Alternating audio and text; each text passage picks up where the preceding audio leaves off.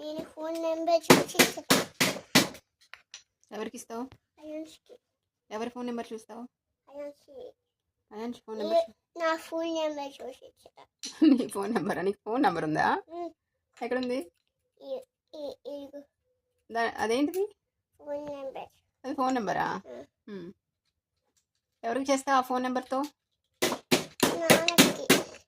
నాన్నకి. నాన్నకి చేస్తావా? నాన్నకి చేసి ఏం మాట్లాడతావు?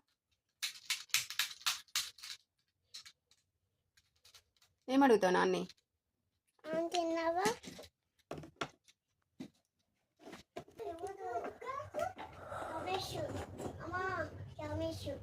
రమేషా? ఎవరు రమేష్ అంటే?